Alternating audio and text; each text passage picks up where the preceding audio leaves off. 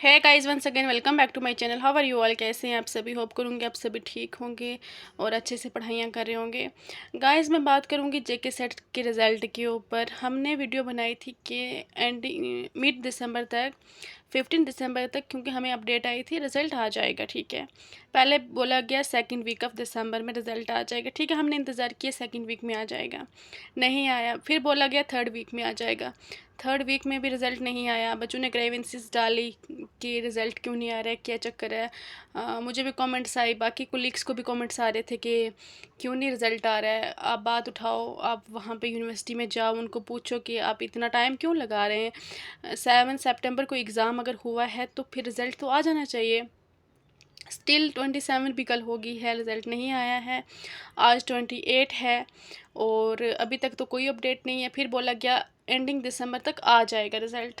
भैया, अब ख़त्म होने लगा दिसंबर, अब एटलीस्ट निकाल दो रिज़ल्ट को। अब क्यों इतना इंतज़ार करवा रहे हैं बच्चों को? कम से कम वो बेचारे बाइंड हुए हुए निकलें यहाँ से, इस ट्रॉमा से तो निकलें, कुछ और पढ़ाई करें। आप उनको मौका ही नहीं दे रहे हैं कि वो नेक्स्ट कुछ मूव करें, फर्दर पढ़ाइयाँ करें अपनी।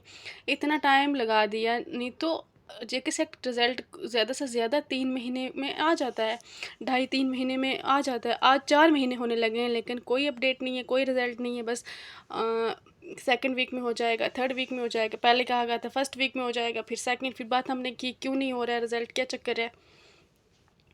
तो होप करूँगी कि ये वीडियो उन तक पहुँचे और प्लीज़ निकाल दो आप रिज़ल्ट को। एंडिंग दिसंबर, ख़त्म होने लगा है दिसंबर, बच्चे इंतज़ार कर रहे हैं, वो पढ़ाइयाँ करें, कुछ और करें।